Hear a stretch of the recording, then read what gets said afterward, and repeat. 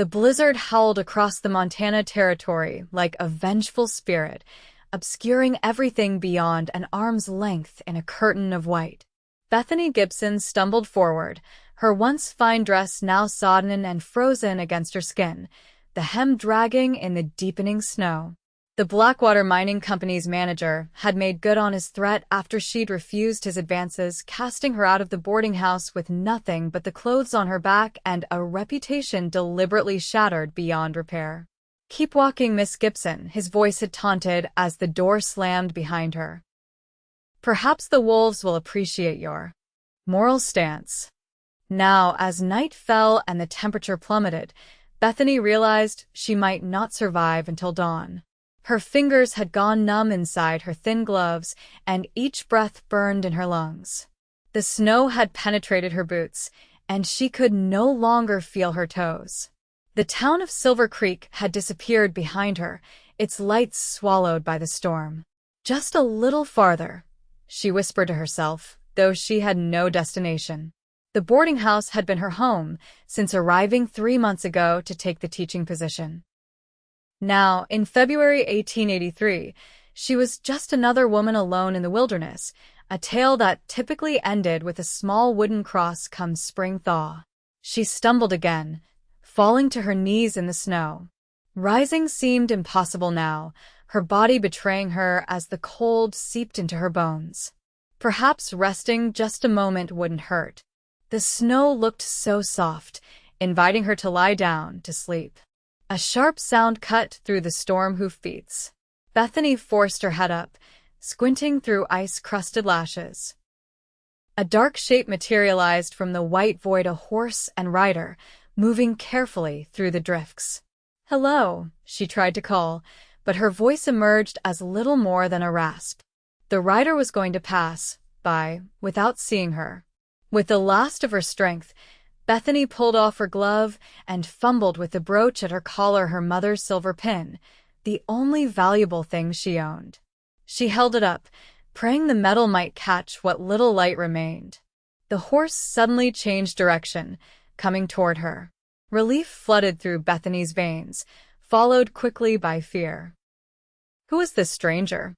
Would they help her or harm her? The rider dismounted in a fluid motion, boots crunching in the snow as they approached. Through the swirling white, Bethany made out a tall figure in a heavy coat and wide-brimmed hat. "Miss, what in God's name are you doing out here?" The voice was deep, concerned, distinctly male. I was. Bethany's voice failed as her body finally surrendered to the cold. She began to collapse, but strong arms caught her before she hit the ground. "Easy now," he said, kneeling beside her. Rough, warm hands touched her face, then her hands. "You're half frozen." Bethany couldn't respond, her teeth chattering too violently to form words. The man made a decision quickly, scooping her up as though she weighed nothing. He carried her to his horse, somehow managing to mount while still holding her. Then he wrapped his heavy coat around them both, pulling her close against his chest. "Stay," he said firmly, his breath warm against her ear as he arranged her in front of him on the saddle. "Just stay with me. I've got a cabin not far from here." The horse moved forward into the storm, but Bethany barely registered the motion. All she knew was the sudden warmth surrounding her, the steady beat of the man's heart against her back, and the strange sense that, despite everything, she might survive this night after all. "Name's Kyle Weston," the man said, his voice cutting through the howl of the wind. "I run cattle about 3 miles east. Was heading back from town when I spotted your brooch catching the light. Lucky thing, too. Another hour out here." He didn't finish the sentence. He didn't need to. Bethany tried to respond, but her lips were too numb. She simply leaned back against his solid chest, grateful for the warmth and protection his body provided. "Don't you worry about talking," Kyle said. "Just stay awake if you can. We'll be home soon enough." Home. The word stirred something painful in Bethany's chest. She had no home now. The realization brought tears to her eyes, instantly freezing on her lashes. True to his word, They soon approached a small cabin nestled against a stand of pines. Smoke curled from the chimney, promising warmth within. Kyle guided his horse to a small stable attached to the side of the cabin, dismounting carefully, while still supporting Bethany. Once inside the modest cabin, Kyle immediately set her in a chair by the fire, which was still burning low from when he'd left. He added logs, stirring the embers until flames leapt up. "We need to get you out of these wet clothes," he said matter-of-factly. "I'll turn my back. There's a blanket on the bed, and one of my shirts in that trunk. It'll be big, but it's dry." Bethany nodded, still unable to speak properly. When Kyle turned away, she fumbled with her frozen fingers, struggling with the buttons of her dress. After several failed attempts, she made a small sound of frustration. Kyle glanced over his shoulder, saw her difficulty, and approached cautiously. "May I help you, miss?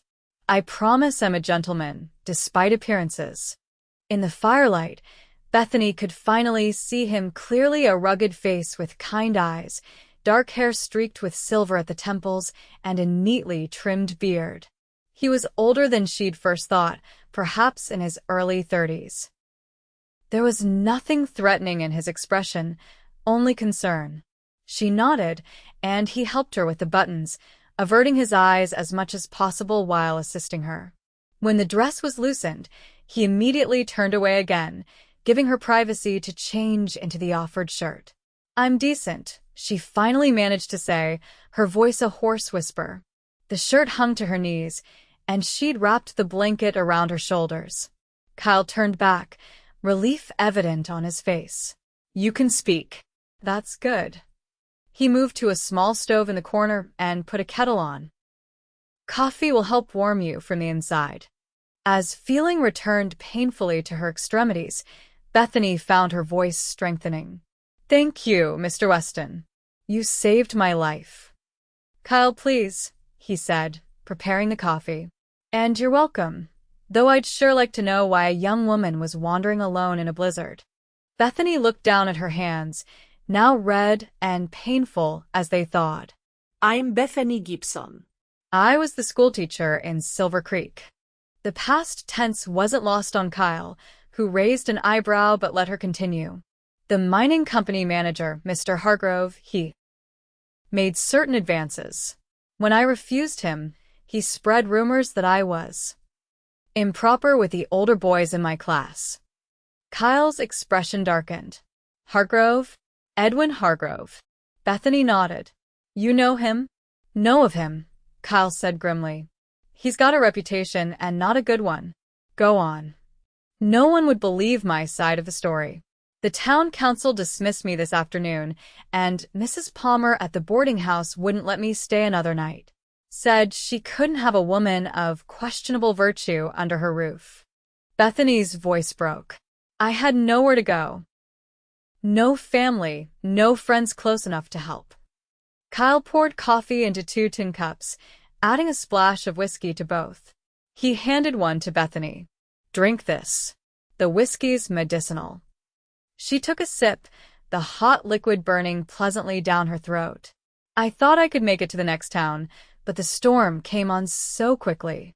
"Next town's 15 miles, Kyle said, shaking his head. "Even in good weather, that's a hard walk." "I realize that now," Bethany said with a small, bitter laugh. "I suppose I wasn't thinking clearly." Kyle watched her over the rim of his cup. "How old are you, Miss Gibson?" 22. "And please call me Bethany." She took another sip of the fortified coffee. "I came west from Boston after my parents died. Teaching was the only respectable profession open to me." Kyle nodded thoughtfully. "Well, Bethany, you're welcome to stay here until the storm passes. Then we can figure out what's next." She looked up, surprised by his kindness. "You do that for a stranger?" "Out here, hospitality isn't just politeness, it's survival," Kyle said simply. He moved to a small cupboard and removed some dried meat and biscuits. "It's not much, but you should eat something." As they shared the simple meal, Bethany studied her rescuer more carefully. His hands were calloused from work, His face weathered from sun and wind, but there was a gentleness in his movements, a consideration that spoke of good breeding. "Have you always been a rancher?" she asked. Kyle smiled slightly. No. "I was a doctor, back in St. Louis." This surprised her. "A doctor? Why would you leave that to raise cattle in Montana?" A shadow crossed his face. "Lost my wife and daughter to scarlet fever. Couldn't save them, even with all my training." He stared into the fire. "Afterward, I couldn't bear to practice medicine. Came west 5 years ago to start over." "I'm so sorry," Bethany said softly. "It was a long time ago," Kyle replied, though his eyes said otherwise. "What about you? No beau back in Boston?" Bethany shook her head. "My parents' illness took everything our savings, our home. There wasn't much time for courting while nursing them and trying to keep food on the table." As the evening wore on, the howling wind outside made the cabin seem all the more cozy. Kyle insisted Bethany take the bed while he slept on a bedroll near the fire. Despite her protests, he was adamant. "You've been through enough today," he said firmly. "Get some rest. Things often look better in the morning." Bethany doubted that, but she was too exhausted to argue. As she drifted to sleep in the unfamiliar bed, she could hear Kyle moving quietly around the cabin, banking the fire for the night. There was something comforting in the sound, in knowing she wasn't alone. The blizzard continued for 3 days, trapping them in the small cabin. During that time, Bethany learned that Kyle was well-read, with a small but cherished collection of books. They discussed literature, medicine, and the challenges of teaching frontier children. Kyle showed her how to make sourdough biscuits and how to properly clean and load the rifle he kept for protection. On the evening of the 3rd day, as they sat by the fire drinking coffee, Kyle broached the subject they'd been avoiding. "Storm's letting up," he said, nodding toward the window where the snow fell more gently now. "We should be able to ride into town tomorrow." Bethany's stomach tightened. "I can't go back to Silver Creek." "No," Kyle agreed. "But the next town over, Prosperity, has a decent hotel. You could stay there while you decide what to do next." "With what money?" Bethany asked quietly. "Everything I owned was in my room at the boarding house. All I have is this brooch." She touched the silver pin, which Kyle had recovered from the snow and returned to her. Kyle frowned, clearly troubled by her situation. "I have some savings. I could—" "No," Bethany interrupted firmly. "You've already done too much.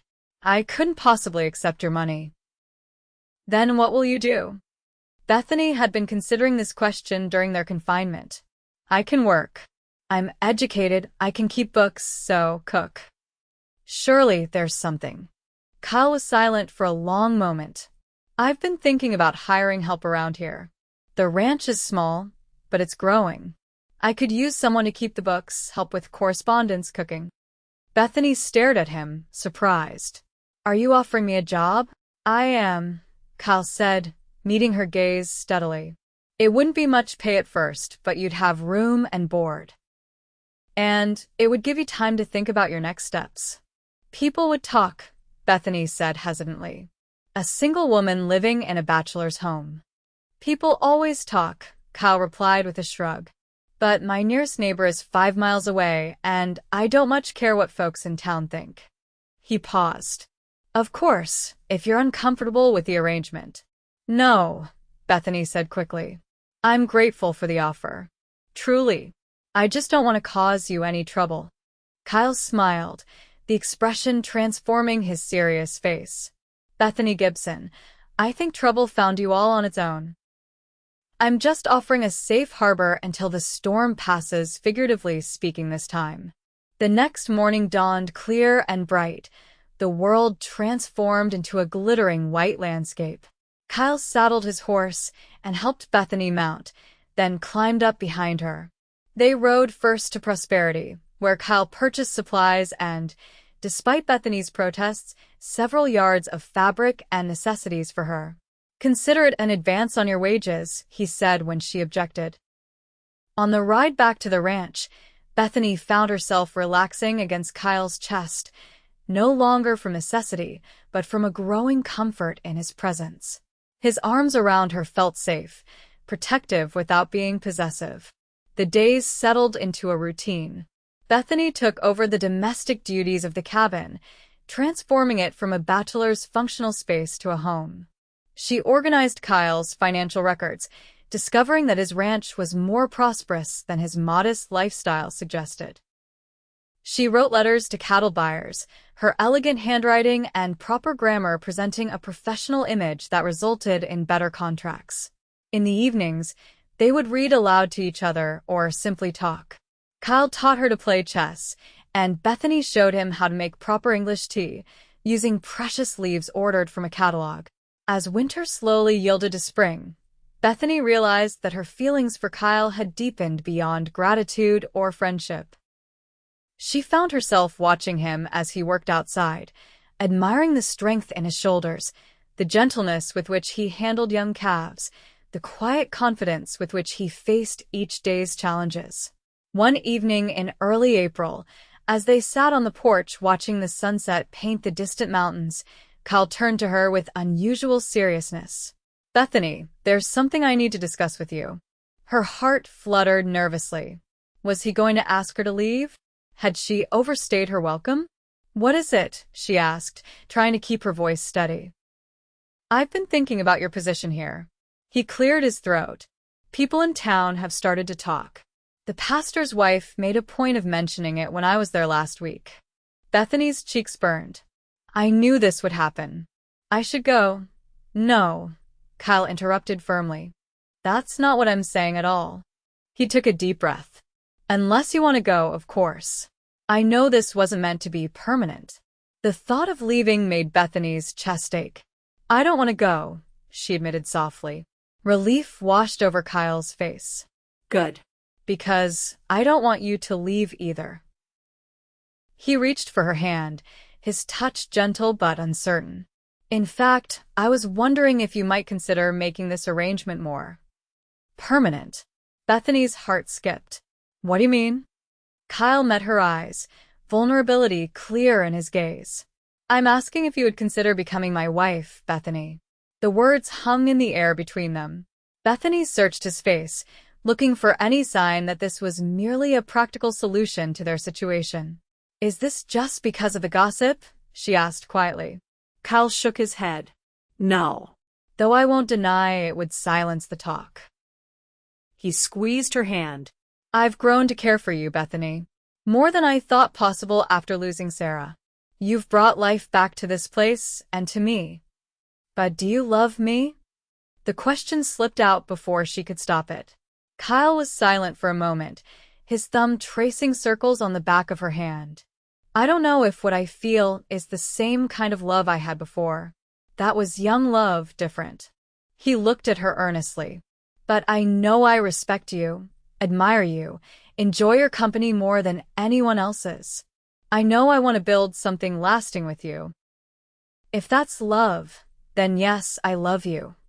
Tears welled in Bethany's eyes. "I love you too, Kyle. I didn't expect to, but I do." His face softened, and he leaned forward slowly, giving her time to pull away if she wished. When she didn't, he kissed her gently, a question more than a demand. Bethany responded, her hand coming up to touch his face, feeling the roughness of his beard against her palm. When they parted, Kyle was smiling. "Is that a yes, then?" "Yes," Bethany whispered. "Yes, I'll marry you." They were married 2 weeks later in the small church in Prosperity. The ceremony was simple, attended by a handful of Kyle's business associates and neighbors. Bethany wore a dress of pale blue calico that she'd sewn herself, with her mother's silver brooch pinned at the collar. The pastor raised an eyebrow at their brief acquaintance, but made no comment when Kyle explained that Bethany had been working as his housekeeper since February. If anyone suspected the circumstances of their meeting, they kept it to themselves. As they rode back to the ranch, their home now, Bethany felt a lightness she hadn't experienced in years. The nightmare of that snowy night seemed distant, like something that had happened to someone else. Happy, Mrs. Weston? Kyle asked, his arm secure around her waist as they rode double. Very, she replied, leaning back against him. Though I'm still getting used to the name. It suits you, he said, dropping a kiss on her hair. Their first year of marriage brought challenges and joys in equal measure. A drought threatened the herd in summer, forcing Kyle to move the cattle to higher pastures for weeks. Bethany faced her first cattle drive as a rancher's wife, learning to cook for cowhands over an open fire and sleeping under the stars. In autumn, they traveled to Silver Creek for the first time since that fateful night. Kyle had business with the bank there, and Bethany insisted on accompanying him, refusing to hide as though she'd done something wrong.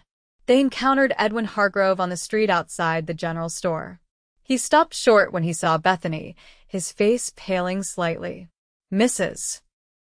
Palmer said you'd likely frozen to death in the storm, he said, his eyes darting between Bethany and Kyle. As you can see, I survived, Bethany replied coolly. Thanks to my husband. Kyle stepped forward, his hand resting protectively at the small of Bethany's back. Mr. Hargrove, I believe we have some unfinished business. Hargrove swallowed nervously. I don't know what you mean, Weston. I think you do, Kyle said, his voice dangerously soft.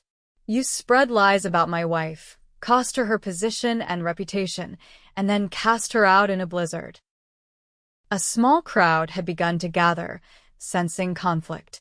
Hargrove glanced around, clearly uncomfortable with the public confrontation. Now, see here. No, you see here, Kyle interrupted. I could demand satisfaction for what you did, but I won't lower myself to your level. He stepped closer to Hargrove. Instead, I want you to publicly admit what you did. Now. Hargrove looked around at the townsfolk watching. His face reddened. This is absurd. I don't have to. Either you tell the truth, Kyle said, or I'll inform the mining company's head office about certain discrepancies I've noticed in their ledgers. I've had the opportunity to review copies of their accounts recently. Hargrove's face went from red to white. You're bluffing. Kyle simply stared at him, saying nothing. After a long, tense moment, Hargrove's shoulders slumped. Fine. Miss Gibson, Mrs. Weston now, I suppose, rejected my advances. I was angry. I spread rumors about her that weren't true. She was always proper with the students. A murmur went through the crowd. The current schoolteacher, a pinch-faced woman in her 40s, looked particularly shocked. And, Kyle prompted. Hargrove gritted his teeth. And I told Mrs. Palmer to put her out, knowing there was a storm coming. It was wrong of me. Yes, it was, Kyle agreed. Now, I suggest you tender your resignation to the mining company before they receive my letter detailing exactly what I found in those ledgers. Hargrove glared but said nothing more, pushing his way through the crowd and hurrying toward the mining company office. As Kyle and Bethany walked back to their wagon, several townspeople approached to apologize for believing the lies. The school board chairman even offered Bethany her position back, which she politely declined. I have a new life now, she explained. But thank you for setting the record straight. That night, as they camped on the trail back to their ranch, Bethany snuggled close to Kyle by the fire. Thank you for what you did today. Kyle kissed her forehead. I only wish I could have done it sooner. Did it help, going back there? Bethany considered the question. Yes. It feels like closing a chapter. Now I can focus completely on our future. Their future arrived sooner than expected. By winter, Bethany suspected she was with child, a suspicion confirmed when she began experiencing morning sickness. Kyle's medical training proved valuable as he cared for her through the difficult early months. When she finally told him, on Christmas morning, his reaction was everything she could have hoped for. His hands trembled as he placed them on her still flat stomach, his eyes filling with tears. Are you certain? He whispered. As certain as I can be, she replied, covering his hands with her own. Are you happy? Kyle pulled her into his arms, holding her as though she were made of glass. "Happier than I ever thought I'd be again," he said, his voice thick with emotion. "After I lost Emily, I never imagined having another child." Bethany understood his mixed emotions. "This baby won't replace her, Kyle. It will be a new love, different, but just as real." He nodded against her hair. "I know. It's just overwhelming, in the best possible way." As spring arrived once more, bringing new calves to the herd and wildflowers to the prairie, Bethany's body blossomed with new life. Kyle hired a young cowhand to help with the ranch work, allowing him to spend more time close to home.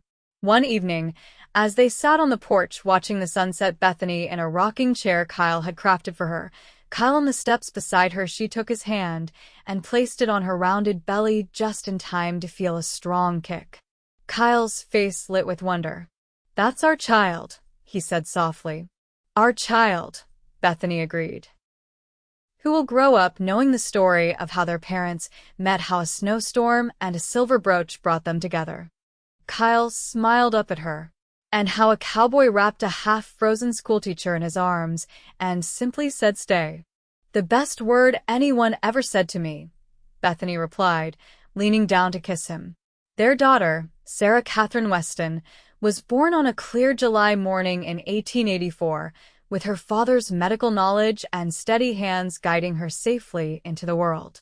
She had Bethany's golden hair and Kyle's thoughtful eyes, a perfect blend of them both. As Kyle placed their daughter in Bethany's arms for the first time, she saw in his face the same mixture of joy and healing that she felt in her own heart. The past would always be part of them, her parents' deaths, his lost family, that terrible night in the snow, but it no longer defined them. "She's perfect," Kyle whispered, perching on the edge of the bed beside them. "She is," Bethany agreed, watching as their daughter's tiny hand wrapped around Kyle's finger. "And she has quite a story to inherit." "A story that's still being written," Kyle said, leaning forward to kiss Bethany's forehead. "Thank you for staying, Bethany Weston." "Thank you for finding me," she replied simply. Outside their window, the Montana summer stretched endlessly across the plains, as vast and full of promise as their future together.